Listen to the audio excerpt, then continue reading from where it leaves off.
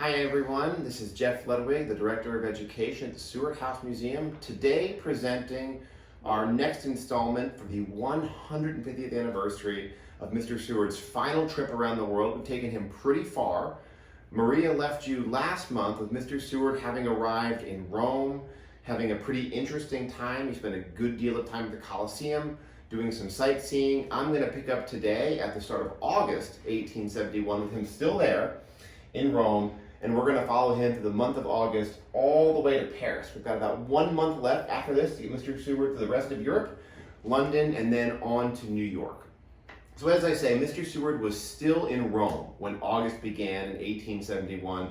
He's done the Colosseum, but he's still commenting on it. And I should say, one of the really interesting parts of Travels is the book is very one-sided in terms of its coverage. Seward was fascinated to see new places for the first time. So when he's in Japan, China, India, Egypt, he dedicates chapter after chapter, page after page, paying for book plates and illustrations of all that he's doing. For this entire month, he only makes about 10 entries, and it's only about 20 total pages of writing, as if he's much less interested in being there. Maybe he's getting worn down, maybe he's a bit homesick. Maybe he does not think these places are going to be as interesting to his American reader, because these were accessible places. Rome, Paris, London. These were places more familiar to the travel narrative reader than where he had been previously. So a lot of consolidation and a lot less of the casual sightseeing. We have to remember that Seward is 70 years old during this tail end of his trip. He's not a well man, as will be commented on by others, including the Pope. And he's adventuring out a little less widely than he was, say, at the start of his trip. So we find him in Rome. He's still commenting on being so close to touch history at the Colosseum. Walking by it at the start of the month, he describes this as the most stupendous of Roman monuments, an arena that must have drunk oceans of blood. On August 3rd, Seward receives an invitation. Will you see Cardinal Antonelli and the Pope? He's being invited to go to the Vatican to meet the Cardinal and the Pope. He's met both these men before in 1859. He is eager to say yes, but it's a little complicated and a little bit awkward. Italy has just unified under a new president, Victor Emmanuel II, previously the King of Sardinia, now King of Italy. We have his portrait actually in Mr. Seward's Diplomat's Gallery. He himself was arriving in Rome, and it was with great opposition from the Vatican that this unification had taken place. In fact, the Pope will describe himself as something of a political prisoner to the king while Seward's having an audience. So Seward will be coming pretty close to transgressing diplomatic lines, even though he's not officially there as an American ambassador or part of a legation, an official representative of the government. He's going to have to do something that the newly unified Italian government is not going to like very much, be a big political celebrity going to see the Pope. But after thinking about it, he says yes, and his reasoning is this.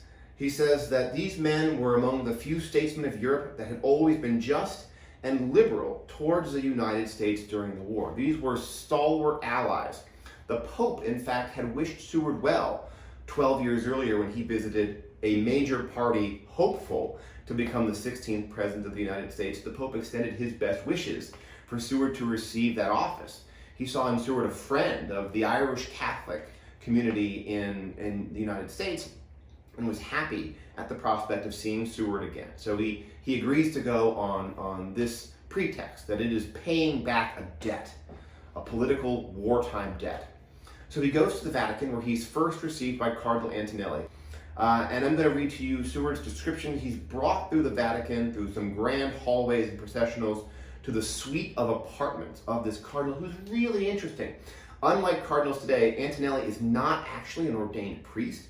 He's more politically ambitious than that, and he's been called the Red Pope, someone who's very politically active in Italian politics and has been vehement in his opposition of unification. The quote from the book. The conversation between him, Antonelli, and Mr. Seward was cordial and without reserve. It turned on the great events which had recently occurred in the United States. the suppression of the rebellion, the overthrow of slavery, the firm establishment of the Union, and the reconciliation consequent from the conflict. The cardinal expressed himself as not surprised the public justice of the conspirator Seurat had been a bit inconsistent, he says, whom the Pope had so promptly ordered to be arrested and delivered on Mr. Seward's demand. So they're talking about the war. Interesting that the cardinal should bring up John Seurat, part of the conspiracy ring. His mother Mary had owned the boarding house where John Wilkes Booth, Lewis Powell, George Azerodt, David Harrell had hatched their plan to assassinate Lincoln and, of course, nearly assassinate William Henry Seward. John Seurat was not in the capital at that time. He claimed he was in Elmira, New York. He fled to Canada after the death of Lincoln, assumed an alias, crossed the Atlantic, and actually under a new name gets a position as a papal soldier. He's found out, he's recognized by an American minister, and he is arrested and retried in America. But interestingly, the statute of limitations had expired, and he is not found guilty as part of this crime. And Antonelli is a little bit outraged by this. They have their audience, and Seward was then granted a 1-hour private audience with the Pope, with a promise that in the second hour of his visit, the Pope would receive Mr. Seward's traveling companions, a pair of young ladies, Olive Risley, now Olive Risley Seward, having been adopted by Mr. Seward while in China, and her sister Harriet. So first Mr. Seward alone, and then these two young ladies would be also able to see the Pope Pius IX. Pope Pius IX is also in our diplomatic gallery. You'll be able to see him.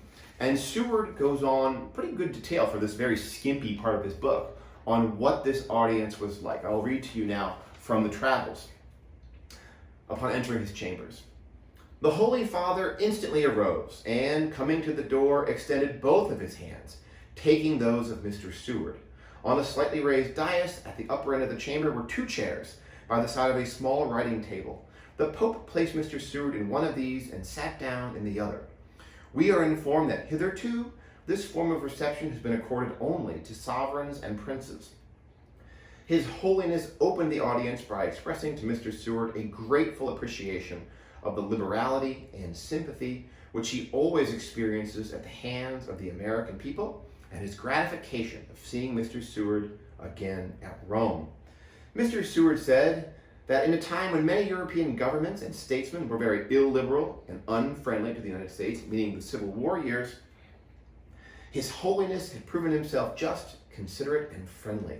It was a great satisfaction to him to have an opportunity to make this acknowledgement in person and to congratulate His Holiness on his good health. Now Seward gets a little bit cagey. So after these pleasantries and this incredible high honor, being invited to sit by the Pope's side like a sovereign, the Pope maybe is testing Seward, because this is when he complains about the new king of Italy and feeling trapped in the Vatican, feeling like a political prisoner. He begins to list grievances against the king, perhaps trying to put Seward in the middle of this dispute and win his favor, and perhaps Seward will be able to wield some influence in the Americas or against the new king. Now, Seward is not having this. He does not bite on criticizing at the Pope's invitation under this pressure, does not bite and have anything at all negative to say about the king. He's very coy.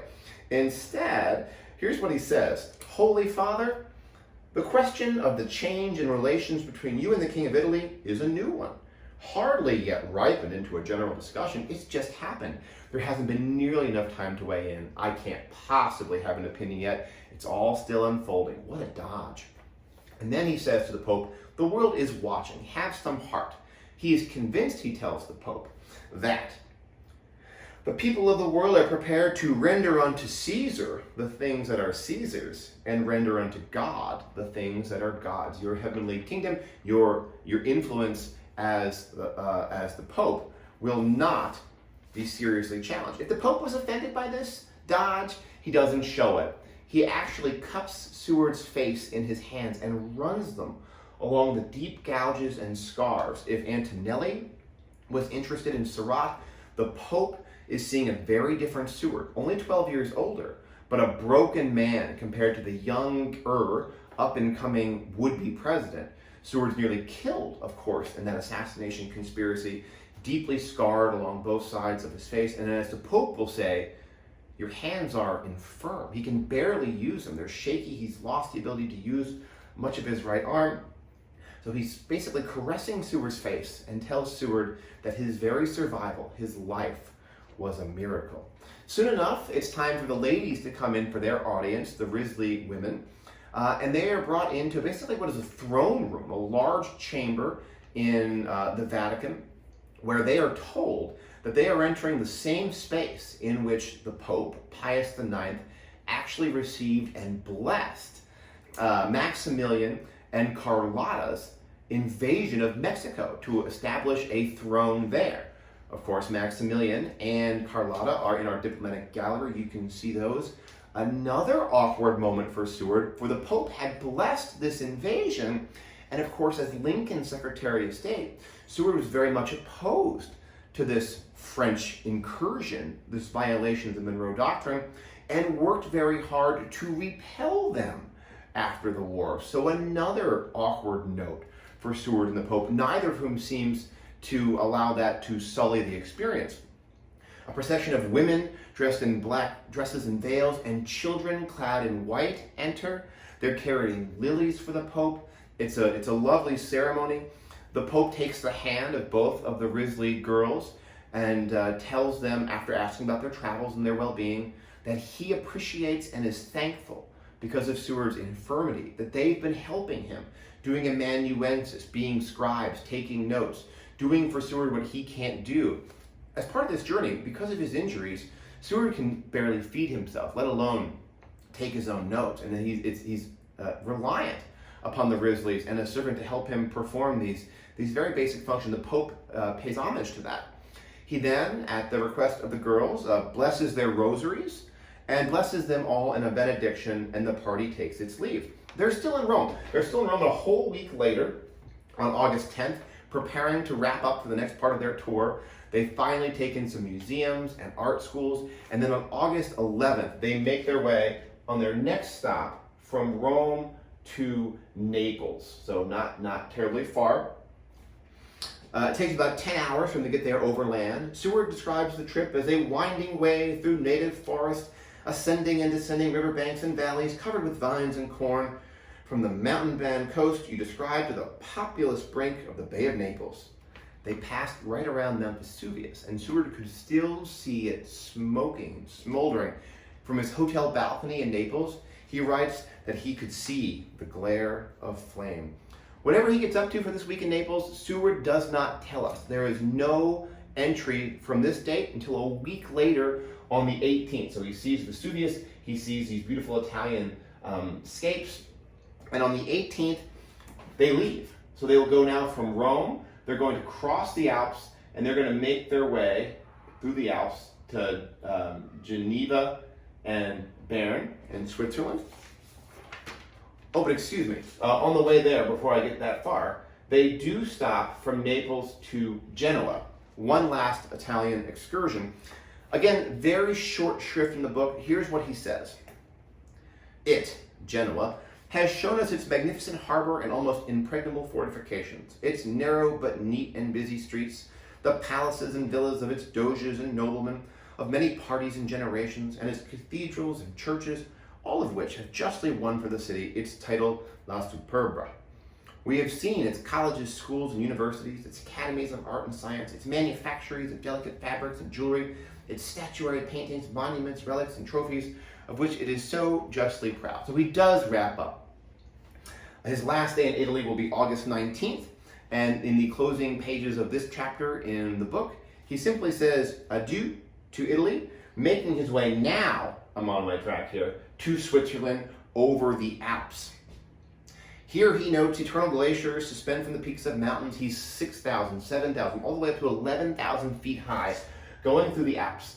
And if it was a little bit awkward being in Italy during this moment of unification, he is now going to be entering a visibly war-torn Europe. The War of 1870, or the Franco-Prussian War, has recently ended. It pitted the Prussians, now a unified Germany led by Bismarck, also in a diplomat's gallery, against the French, which will enter its third republic.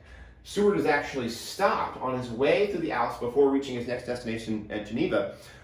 French soldiers board the train, and he's forced to show his American passport, a right to travel through the area. We have that passport actually now on display. Switzerland is a place that Seward ruminates on more than describes in his book. You might think he's perhaps getting homesick, or because he's traveled through so much of Western Europe before, he's sort of being a bit of a tour guide to Olive and Harriet, but he's not taking in wonders the way he was experiencing so many other cultures for the first time. Instead, he comments on feeling like he's almost home again. From Geneva, he writes, "We seem here to have come upon the verge of home.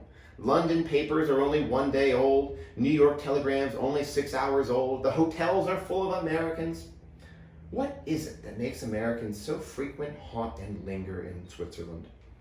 Is it not for the same reason that people frequent, haunt, and linger about a looking glass, especially if it be a convex one, that softens their hard features by presenting them in miniature? Switzerland, with its mountains, glaciers, forests, cliffs, lakes, cataracts, and rivers, its allotment of the protection of life, liberty, and property to local legislatures and tribunals, its universal education, voluntary if the people will, compulsory if they will not, its practical religious toleration. What is it but vast North America compressed within an area 250 square miles, the United States in miniature?" From Geneva on the 23rd, he travels to Bern, Switzerland, arriving on the 25th. Here, he tries to find basically the American ministry or embassy. The legation is out, so he sees a Swiss-born secretary of the Americans. He takes some time to get to meet this young man who is actually a Swiss-born citizen who volunteers to fight for the Union in the American Civil War. They become a little bit chummy, and Seward is actually shown around Bern.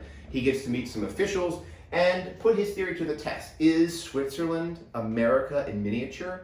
Is he right? Everywhere he goes, he's sort of posing these questions to Swiss officials. He calls upon a minister who tells Seward quite well and ably, Seward puts it, about the financial condition of this little republic and the entire contentment of its people with their republican institutions. Seward sort of nods, and yes, exactly what he thinks is confirmed. This person sort of asks Seward, "Do you think the Americans would do something to help us with our naval inferiority? We're landlocked." And Seward, kind of also punting again, says maybe. He doesn't know.